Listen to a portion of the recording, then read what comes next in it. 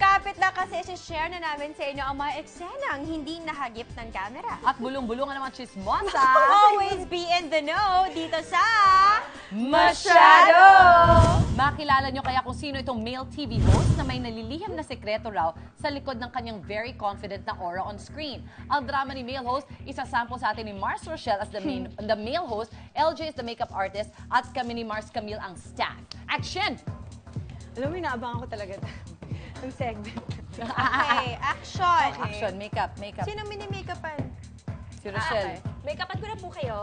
Okay, sige. Okay na po, okay na. Okay na? Up.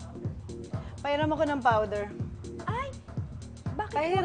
Pahiram ako. Kasi po baka masyadong makapal na. Hindi, pahiram ako, lalagay ko sa siko ko. Maitim kasi. Full body ba yan? Sige lang. Ako to eh. Hindi, sige. Bato. Napaisip ako doon sa maitim. Ayan. Salamat. Okay. Let's work na.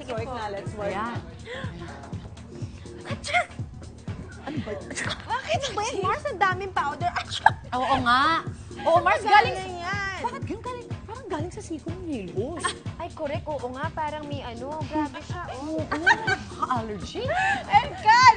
Grabe dami naman powder na. Grabe naman, na binabad sa powder ang siko. Oh! Grabe kayo.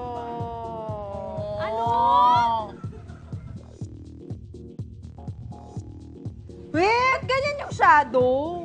Okay na ako at least yung color ko pantay.